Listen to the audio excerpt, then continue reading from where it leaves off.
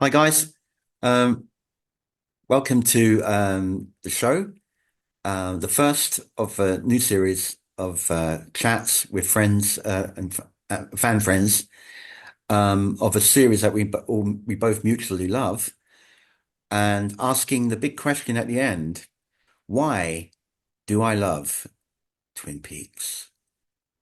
So we're hoping to get to the bottom of that. So my friend here is joining me for this is none other than Warren. How are you, man? Hi, Frank. Thanks for inviting me today. You're very welcome. Warren, right, first question I need to ask you is when did you first discover Twin Peaks? This is about Twin Peaks. I thought we were supposed to be talking about Cheers. Oh, God, where everyone's your friend there, yeah. Yeah, I, bloody hell, it's wrong podcast here. We'll have to start. Yeah. Uh, if you want to start it over, I wasn't sure how you felt about funny little cracks like that, but go ahead no, not at all. You carry on. and I took it as it was, yeah. okay, okay. Well, sorry about that. No, Twin Peaks, of course. Boy, I mean, my first affiliation with the show um, was when, of course, it first aired, but I missed the first season completely. And I sort of, I jumped on the bandwagon over the summer when the entire world was enamored and engrossed in the Who Killed Laura Palmer mystery, and so actually remember, and somebody posted here recently, I'd forgotten about it. My first exposure to the series was an ABC special that aired before the season two premiere, and it was hosted by Alan Thicke, and it gave a little history of what had happened in the first seven episodes in the pilot, and it was designed to sort of bring you up to date on things. So, but from there, boom, I started with episode eight then, which is to this day one of my favorite episodes, that 2 hour premiere, and I was just sucked in like everybody was. I mean, it was such a, a strange, unique world like we had never seen before on network television, and it was just I was off to the races from there, and I followed everything through to the conclusion of year two or series two. Right up to, and I remember I went on vacation. I went to actually, and I remember the date virtually. It was June of 1991, and the series had basically already been canceled and had been shifted around time wise, and I had to record it when I went on vacation. The final two episodes, episode I think it's 28 and 29, and they aired them together. And virtually nobody watched it. And I came home at 6 a.m. one morning and had this on my little VCR, and I was so hoping that everything worked so I could watch this. And I was just blown away. That finale was just very impactful, and to this day it was such a trip. And from there, then of course I went back and I discovered season one, and I think I had the pilot on Laserdisc. That was the first time I saw the pilot, Yeah. and yeah, it was the rest is history. I've been a fan all my life, and been to conventions now and planned a few little events, and here we are talking about it. How many years later, Frank? 30 God, years? mate, it's 30 odd years now, isn't it? Yeah, or more. Go away and counting. Yeah, blimey. It's staggering, really, isn't it? How things stay with you, after decades. But they do. And that was one of them. Well, it's certainly, I could only count, not even on one hand, I think, Warren, how many shows have had that enduring appeal to me, you know? But that one ranks very highly, you know. Mhm. Um, There's something about television and with an overall, even though I mean you get some series that are very episodic, there's still quite often more of a sense of long-term storytelling, or when you tune in week after week after week, which was what we did back then. yeah. None of this binging model from today, but you grow a stronger bond and connection, I think, with the characters, and especially after you watch them for a year or two on TV, and it's yeah, like you said, it's something that stuck, and it was so memorable on so many levels because it was like, how do you describe it? How do you describe Twin Peaks to your friends? I mean, is it a comedy? Is it a drama? Is it a murder mystery? Is it super like, it's just it fits so many different genres. It covered all the bases. It was really, really amazing and unique for its time. And I think the answer to what you just said there is it's all those things and more. It's not one Yeah, thing, is it? It's yeah, it's all different genres in one, really. It's a yeah. murder mystery. It's dark. It's horrific horror. It's comedy. It's quirky. It's this. It's that. It's very hard to sort of pin it down to one particular thing. And you're right. It's very difficult to describe. If someone asked me who's not a fan of it, I mean, said to me, "What's Twin Peaks? Can you tell me about that?" And I'd be quite stumped. Where It's do like you begin? you Right? can't really It's narrow it down to one sentence or one no, description, can you? You know. no. I mean, and that's where I mean, even the synopsis for the pilot was okay. It starts off as a murder mystery, so that's what you're going to hear in any log line. Well, it's a murder mystery set in a small northwestern town. Yeah. But then where do you go from there? Like how do you introduce in two sentences or less the fact that it strays into to mysticism and paranormal and UFOs and it's all over the map. Yeah, it is, and that's why it has so much appeal because it didn't stick to one particular thing, and that's why we were drawn into it. I think it was that whole it was everything, wasn't it? Really, it wasn't your bog standard kind of soap opera or cop show or anything like that. It was they hit the big time with it. They hit the zeitgeist somehow. Maybe just the right timing. I don't know. You know, but it caught the imagination, didn't it, of the public? Or It did, quite a although it majority of fizzled them. out very quickly. I mean, everybody knows that yeah, that first summer. I mean, it was on the cover of Time, on Newsweek. Everybody was covering who killed Laura Palmer. It's very interesting Yeah, that fast forward simply 1 year, and it's like nobody even barely remembered it or yeah, tuned into the finale. Like it really did. It peaked in such a hurry and caught everybody's imagination, but it fizzled out in just as a quick of a time period. It's really remarkable. And then another year beyond that was the movie, of course, which was yeah, very. I mean, it wasn't a big commercial hit or success by any means, and it was very divisive. I mean, the yeah, people who were still fans of the series went to it, and a lot of them hated it. And uh, yeah, it was an interesting life cycle for sure. But here it is still, like you said, here we are 30 years later, and we're still talking about it. We're still discussing it.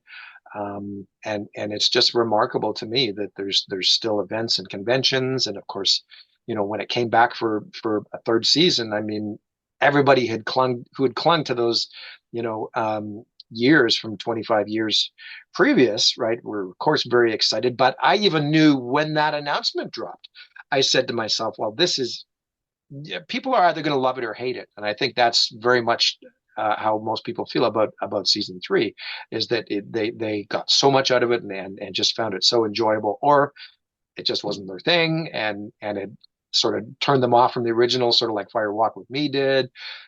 But it's funny because Fire Walk down through the years, although it was not well received at the time, it's grown into virtual cult status, and it's considered nowadays one of Lynch's best works, strangely enough. yeah, So the passage of time, I mean, who knows? In another 10 years, I mean, people might look back at season three, and people who were very dismissive of it at first and go, okay, yeah, we kind of get what he was going for now. And there's more to this than just the initial uh, disappointment of say not having Dale Cooper in most of the episodes, right? I mean, I think a lot of people were turned off by that. That's what everybody wanted to see. But that goes back to that whole thing where David, he's never been about fulfilling fan expectations, and subverting them has been his norm, his go to. So yeah, Did hard to you say. have? Did I mean when it premiered, when season three premiered, the first episode, before you saw the first shot or whatever, did you have any preconceptions as to what you wanted or would expect from that first shot? Well, that's interesting because I followed the production quite closely, and I was sort of um, the first time I ventured to the Twin Peaks Fest in Washington was after they announced season three, but before it premiered. So the year was 2015, and I remember during the dinner, the banquet that night, and all the celebrities are at the head table, and Catherine Coulson was there, of course, and there was some jokes going back and forth about season three, and of course the rule of thumb is that no, they couldn't talk about it, they couldn't reveal anything, of course. And I remember at one point I got up and I there was a Q&A portion, and I got up and I addressed the head table, and I said, of course, thank you all for coming, and this means so much to me, and thank you from the entire room. And then I spun it into, and I'm just curious, if I could address the entire head table, at what point does alcohol consumption void your NDAs? We had the room in stitches at that point. But no, it was a very special time. And then the premiere itself, to circle back to your question, that was very unique for me as well, because I don't know if you remember this or not, but I attended the premiere in Los Angeles. I won premiere tickets to that they showed the first two episodes in Los Angeles with everybody in attendance. It was a Wow. surreal moment in my life. And it was literally my 20 minutes of fame to be at something like that with the entire cast and crew. We even went to the after party down the block after the premiere, and it was incredible. If you recall, the Chromatics close out that first two episode arc, and they herded us on buses to drive about a block and a half total down to a place called Clifton's, which is very Twin Peaksy in and of itself. There's a huge giant tree growing up there's probably a four-store facility with a huge tree, a redwood or something in the middle of it. And so as soon as we got there, we all shuffled in, and we're all excited, and couldn't believe it. And then the Chromatics start to play, and Kyle and Dana and Machen introduce the Chromatics. They do the same song, Shadow, live and in person, and it was just so. Yeah. To me, those first 2 hours are very near and dear to me and very special. And regardless of how the rest of season three played out for me, those first 2 hours I thought were perfect and beautiful in every regard. Oh God, yeah, that sounds fantastic, Warren. What a night you had there. Yeah. Um, Getting back to the original series, Mm-hmm. where it all started. Um, was it okay? You saw it a bit later, didn't you? So did you see it in kind of like in the wrong order? Did you see season two first before I season saw one? season two first. Yeah, yeah. Season Yeah. two was the very first episode I saw. So how did that play out for you? Because obviously there's been a whole season beforehand and a pilot. Did you find it difficult to follow it, the narrative that way, in that way Well, around, or a little bit. Like I said, I had that refresher from the Alan Thicke yeah, ABC recap show. Um, it wasn't bad. I think I was drawn more well. Um, I'll put it to you like this: it was just such a fully encompassing world that it's like I didn't even really care what happened. It's just I was just so caught up from week to week to week as to what was happening now.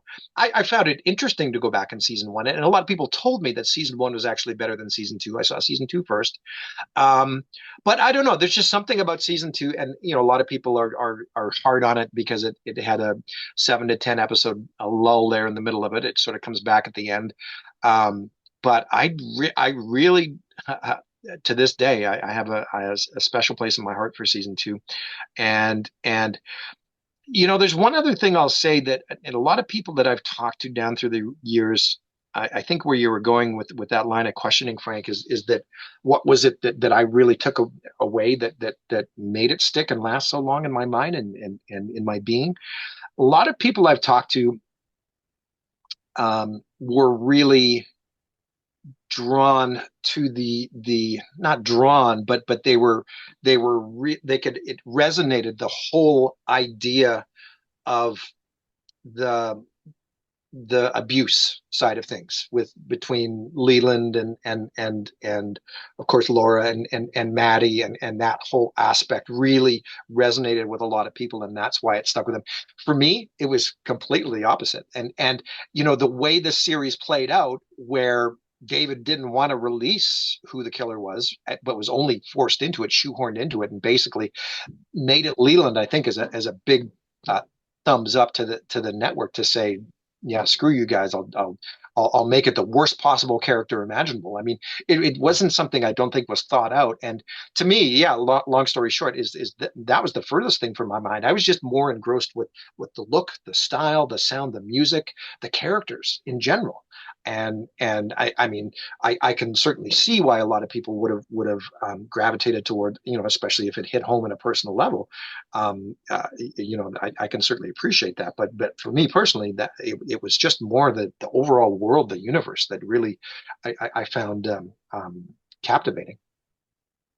Were there any particular characters that stood out for you more than others that you really warmed to in it? Well, I and that season two premiere itself, if I'm not mistaken, it has been even a while since I've watched them, but um, I just I got so much out of the dark comedy, like, and in that season two premiere, I believe that's the episode where they pull up Sheriff Truman and Cooper's there, and they pull up in front of a place, and Andy pulls up, and oh, they're looking for Leo's boots, I think, and Andy steps on a piece of deck, and the board flips up, and Which was very Laurel and Hardy, I thought. Yeah. absolutely, and just the way that Harry just handled the physical comedy aspects. His little dance there, like when he's recovering and he's trying, you can tell he's trying not to cry. He's trying to maintain composure, and just it was scenes like that really roped me in, and I was just in stitches. And I loved I think Albert was there. I loved his reaction. Another great Oh day yeah, for the of course. FBI. Yeah. Or for God, law enforcement history or something. It's some yeah, he come out with yeah. such a deadpan reaction anyway. But you could always guarantee that he would come out with such a great one-liner, Albert. Absolutely, absolutely, and you know what, and so to sum up that first 2 hours, I mean, considering it was my first exposure, it's like you had everything within that 2 hours. You were rolling on the ground in stitches, laughing one moment to fast forward to the very creepy. Very final scene where you see Bob and there's a flashback to the train car and it's like, holy man, like what did I just watch here? Oh, that scene. Was it the scene that was playing out with Ronette in the hospital? That one, when she's having visions of it. Was Yes, that the she's one? having the dream. Oh, Yeah, that was and really yeah, yeah, very, very, it's very very intense. fucking scary, you know. Yeah, it's very intense. A lot of people Yeah. said that sequence was actually more graphic and horrific than anything in Firewalk. Like for network television, it was very unsettling for sure. It really was. Yeah, I remember that. And also the way Bob was like that primal um He had the laugh, that like the laughter, maniacal he laugh. threw Yeah. his head back and rah, it was Hmm, like, hmm. whoa, this stuff's going out on TV. Yeah, yeah. It was the stuff of nightmares. It really was. Yeah, yeah. That kind of it was almost like a victory shout he was doing. But it was very unsettling, really. And then they freezed on that image of him Yeah. to play, with the credits came out. I thought, Hmm, hmm, Christ Almighty, that's nightmare fuel, Warren. hmm, hmm. And there was more than one thing like that, along the way. Um, that sense of unease. It's There's amazing that tension that builds, slowly panning into Ronette on the bed, and then you just got this feeling in your gut of terrible, terrible unease, haven't you? It's foreboding. Um, and as you said, the beautiful thing about Twin Peaks was they could go from that really dark thing, and then the next minute you're laughing your head off at something. yeah. How many shows could actually do that? Well, that's just it. And I mean the the norm for nowadays. I mean, David Lynch is known for those little sequences, and like I'm talking even in like the Red Room scene from season one. Like that's so iconic now, but it was so outside the box back then. and that's why it was a little thing like that that I think um, a lot of people gravitated towards in season one, and why it was so popular was just that it was so different. It was so wild and out there and quirky, and that's another emotion that was evoked, right? You were just so fascinated by, you'd never seen imagery like that ever in your life, with this funny little dancing man, and these strange characters like the giant coming in season two, and oh yeah, it's so hard to encapsulate what that series meant to so many people. But yet, on the other hand, like I said earlier, it's strange how it fizzled off so quickly too. That brings me back to what you said when you first watched it out of season order, and so you're there sitting down, and you've subjected yourself, or that's probably the wrong word, but you're being exposed to, it's already gone like 7 or 8 episodes in, okay, and you start with one of the slowest scenes openers with the waiter and Cooper on the floor.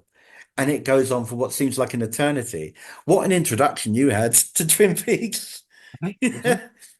I loved it. I loved it. I love it now. I think it's great, you know. Absolutely. It's funny. I've watched the series, down through the years with newbies and people who hadn't seen it, and that, again, that was David's trick, was what, over the summer everybody's like, who killed Laura Palmer, and everybody wanted that resolution in the first opening shot of season two, and it's like, no, I'm not going to give it to you. No, you're going to sit here and you're going to endure what I want you to watch on my terms, and Yeah, that's what he's always done, and yeah. nobody can fault him for that. He's an auteur. He does what he wants the way he wants to do it, and no network executive is going to tell him any different. They tried though, didn't they? I think. Yeah, yeah. They Um, did, but it bit them in the butt, because yeah, that's why it even took 7 episodes to reveal the killer, right? I mean, because from week to week to week, I remember like still watching it, and this was in its height, so season two was on, and it's like, well, they gotta reveal it next week. Well, they gotta and it just never came and never happened. But once it did, then, oh boy, yeah, of course, yeah, it's, I mean, episode 14, like, what can you say, right? It was wow. Yeah. incredible, and I have a very special, I really, episode 16, right? Because and I don't know how heavy you're getting into spoilers here for anybody who hasn't seen it, but I think we've already given it away. But Yeah. Yeah. episode 16, when you see episode 14, the audience figures it out, but the characters in the show don't really figure it out until episode 16, Yeah. Yeah. right? If we could say that. And Yeah, sure. Yeah. I just loved the entire procedural of how they, well, of course Cooper does his thing with dreams and sequences and things like that, and he sees the giant and the ring, and it snaps back to reality, and Cooper knows, right? But he doesn't even let everybody else know. He doesn't let Truman know. He's just like, all right, Ben Horn, let's go, right? And they haul Ben Horn off, and the audience is just as surprised, because the audience knows, like I said, the truth, and they're like, well, okay, well, what's Cooper up to here then, right? But then at the last minute, Cooper pulls the bait and switch, right? And forces, yeah, Wow. Yeah. What a powerful episode that was. yeah. Oh And man. of course, Ray Wise's performance is just like, Absolutely. What he put an incredible performance in that. Um, and the the fascinating acting ability he had when he would be himself and then switch on the dime into the possessed Leland. His face would drop and he'd look down, his whole body would change like that, you know? And that was really menacing.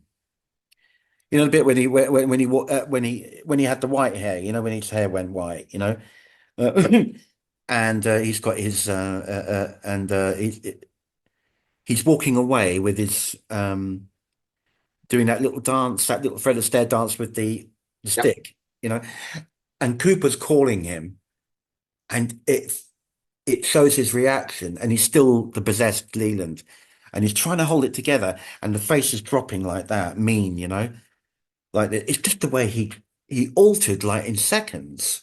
That is a mark of a great actor there, Warren.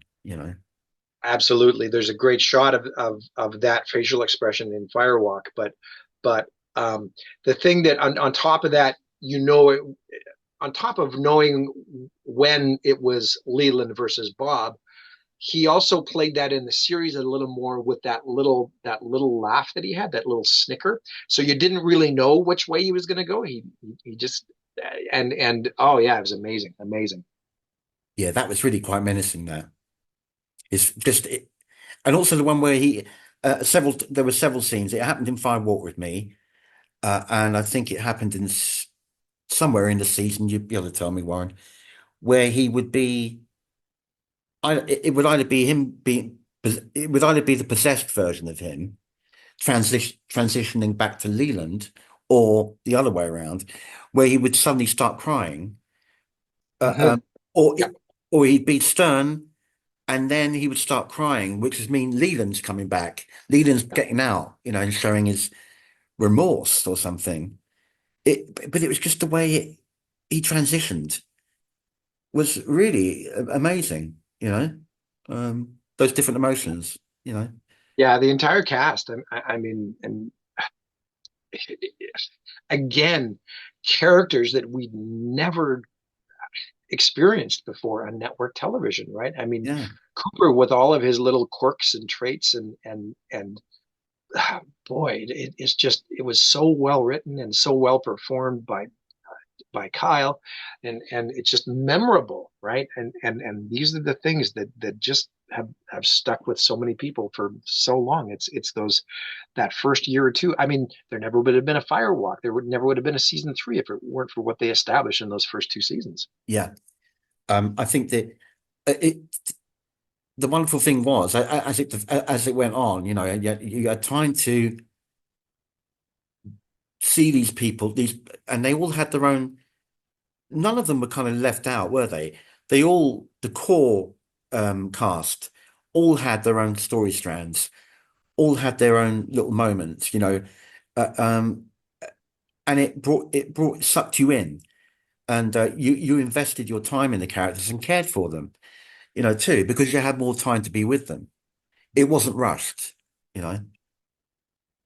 I think is a Yeah, great thing. Yeah, no, and the other thing that season one and two did very well was just that whole idea, because some people have described it almost in soap opera terms, where there's so many characters and so much going on, and you have to that's what really reels you in, is you have to know, okay, well, where is this leading, and is it going to tie into the overall story or not, or is it just there were so many cross threads there between the characters and different storylines, and it was just fascinating to watch. Like it was on many levels. It was, back in the 90s, that nighttime soap opera was very popular as well, like Dallas and I Dynasty and shows like that were a little more serious and a little more high quality, high production, as opposed to a daytime soap. But yeah, that's what they did very well, is they strung you along from week to week to week, because you had to find out what was going to happen to your favorite character. was there a particular story strand that played out amongst focusing on certain characters that you you that stood out for you? Well, I was always drawn to the supernatural, metaphysical aspects, like everything to do with the Black Lodge and the Red Room, and the characters were really, um, really what I got the most out of, and I just loved those scenes, and any opportunity to visit that place, and that's why episode 28, 29 was such a trip. And then on top of that, it was in Firewalk, it was more the mystery that was set up with the Blue Rose, and people for years and years and years had thoughts and theory, because there was never any answers, right? But there was just some weird, random, offline throughout the movie that people thought about for years and years. Well, what's the symbol? What's the meaning behind the blue rose? And in my mind, it was always Project Blue Book. It was the UFO connection, and then when that came to pass in season 3, I was just like, yes! After all this time, it was that, probably on top of, and again, to just to talk about season 3 a little bit, it was it was the resolution of the scene from Firewalk where Laura has the dream and wakes up and Annie's beside her in bed, and the line is, I'm something to the effect of, I've been with Dale in the Black Lodge. Write it in your diary.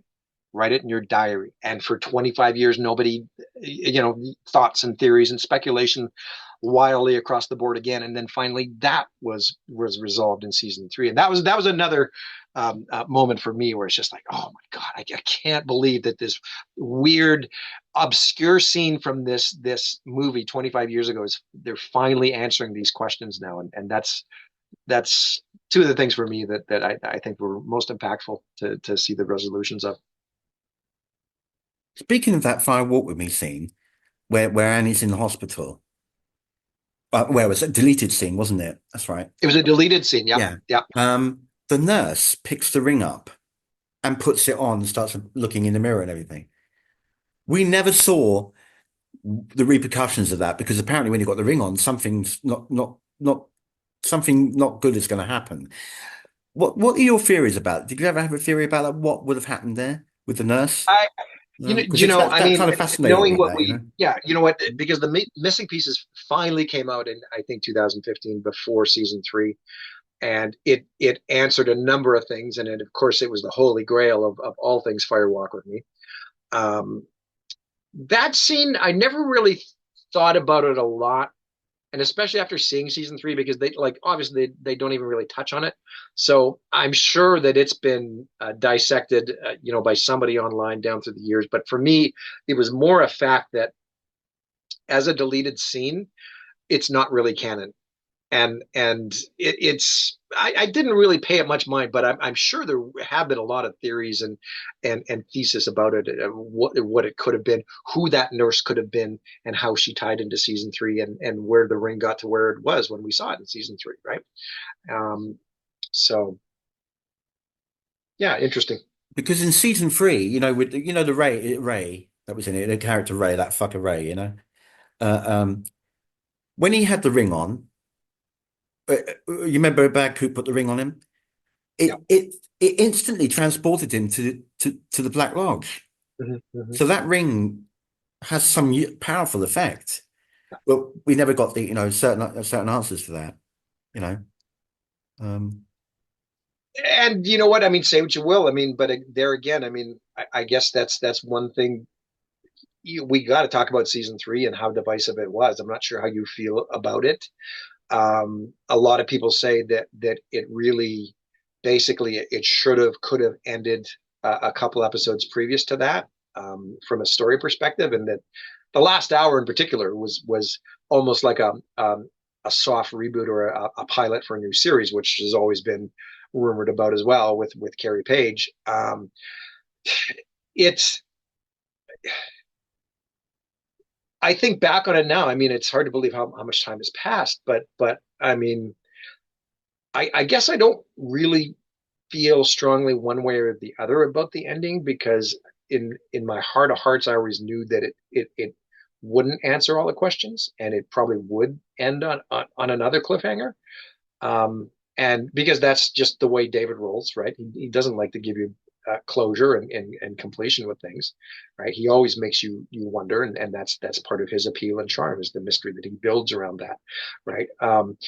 I I feel that season 3 started very strongly and ended very strongly, but that there was a lot of padding and fluff in the middle that we probably could have done without. And the other thing on top of that is that originally, I mean, we all heard the stories of the negotiation with Showtime, and that originally it was only supposed to be 9 hours and 9 episodes, and they expanded it. And that fact alone has always made me wonder, would it maybe not have been better or gone over well as a 9 or 10 hour event as opposed to 18. Who knows? One question for you about I think it was, correct me if I'm wrong, I'm trying to think which episode it was in season three, Warren. Well, it was episode 15 or 16, where Audrey, it appears that she's woken up from, and she's like in a gown, and that's the last time you see her in the story. Where do you think she was? What do you think was happening there?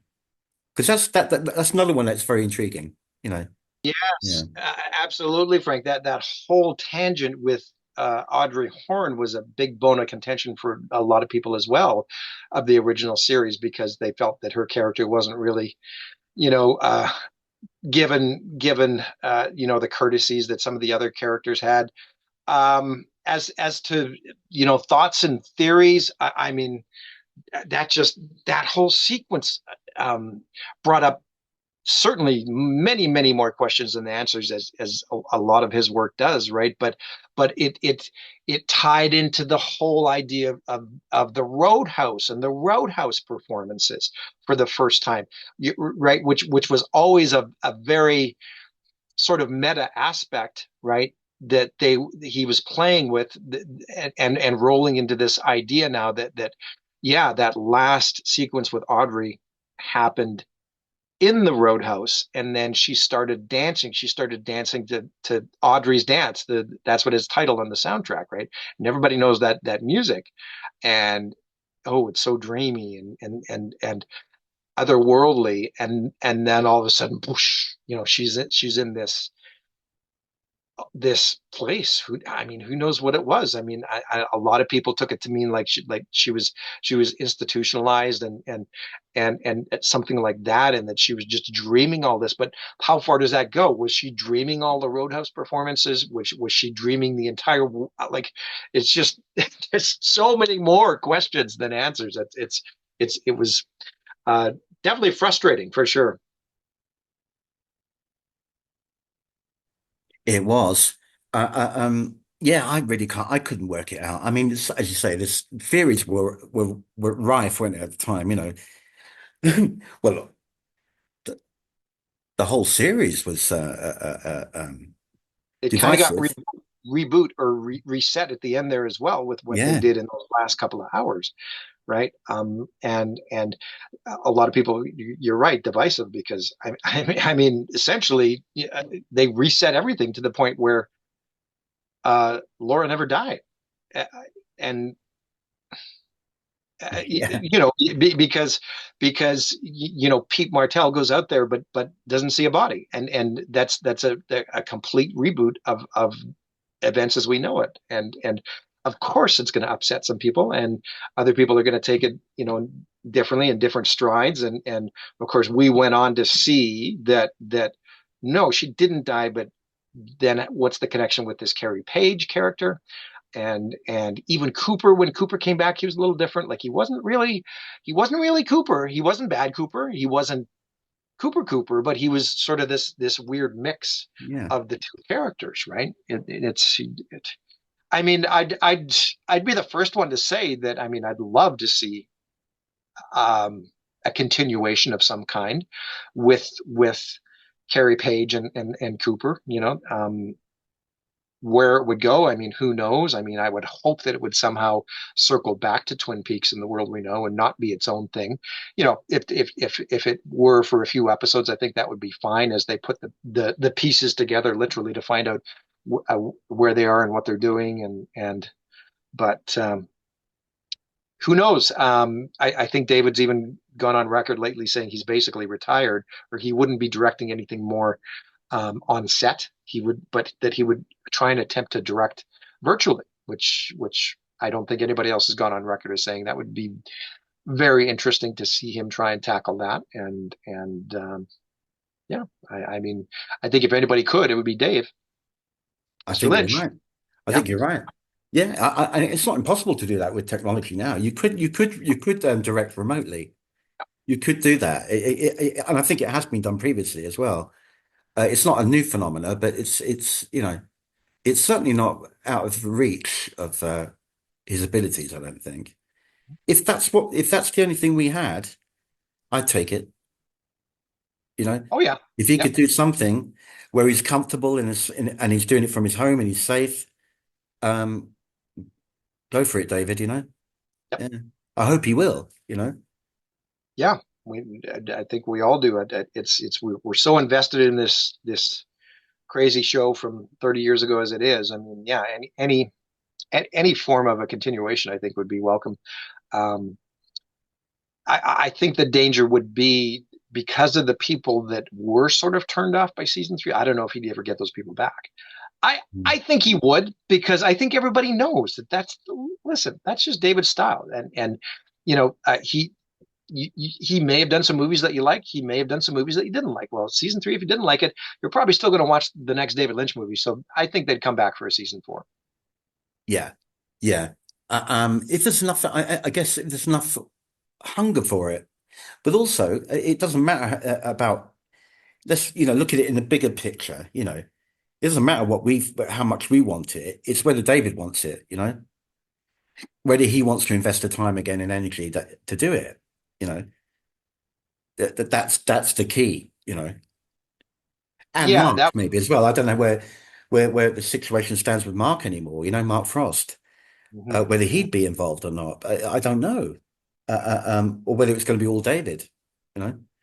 Yeah, Um, yeah, and I mean that's a part of it too because Mark didn't have a lot to do with Firewalk, right? David sort of went off and did yeah. that on his own with I think Robert Engels, and it was very different tonally from the series, right? And so Mark came back for season three, and if there was a season four without Mark, I mean, you could speculate all you like. I mean, what it could be a very diverse tone again, and be something completely different, and be remarkable or not, right? Depending on your point of view. When the books came out, what did you think of those? The two that Mark wrote, because it was very different. Uh, um, and I do believe, from what I heard, was from interviews that Lynch did televisual Twin Peaks, and while Mark went off and wrote these books, and they were separate entities almost. Mark he just said, "You go off and do that thing. I'll go off and do this thing." Kind of. Uh, um, It was a very different approach, right? It's not dissimilar to, I mean, a lot of IPs that go in different directions with there's a movie division, and then there's a spin-off TV series, and then there's a comic book adaptation, then there's a video game, right? Um, I think fundamentally, but in this case, I found it very unusual because they were the core of everything they put together, but then to see them go off, and there were definitely threads between the two sets of media, but I mean it was, I found it a little disconcerting because I was expecting the two to tie in a little more directly together. I guess that's all.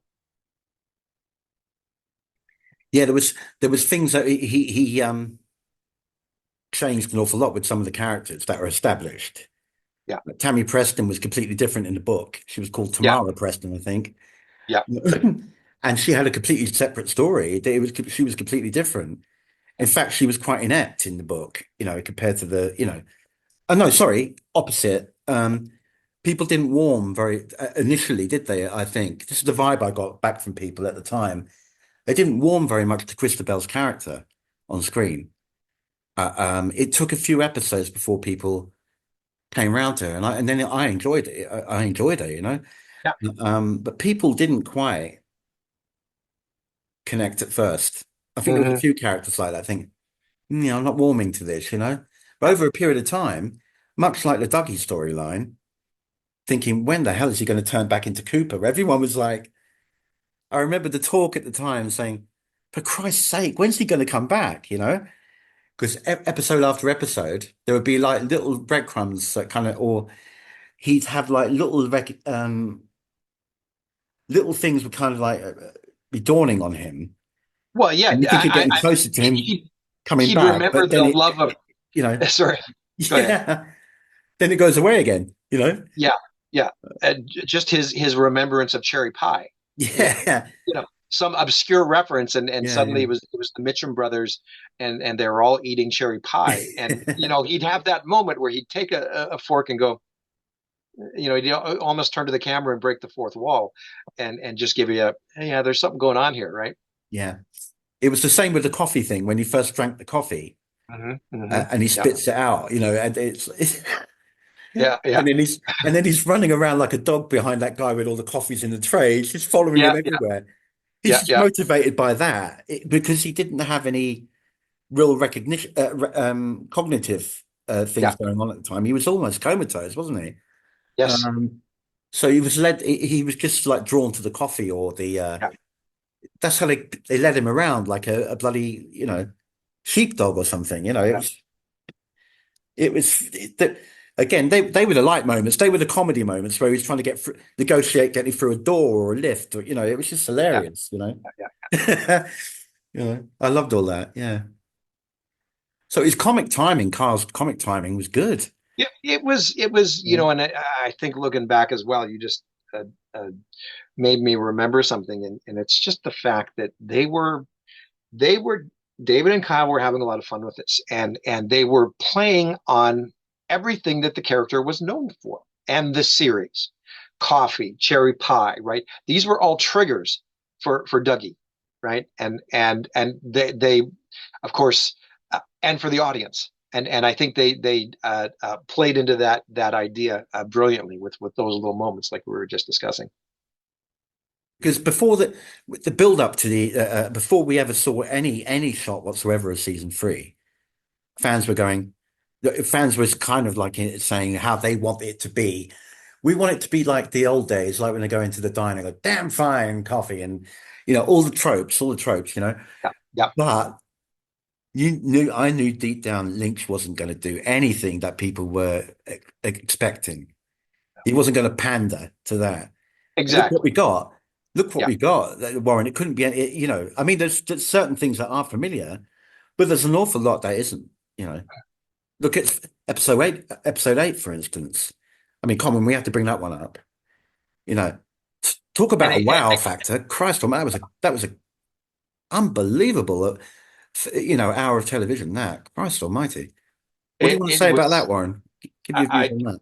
well, it's like describing the series. Where do you start, right? It's just there was so much unpacked in that 60 minutes. It was remarkable from even just a filmmaking and visual style perspective.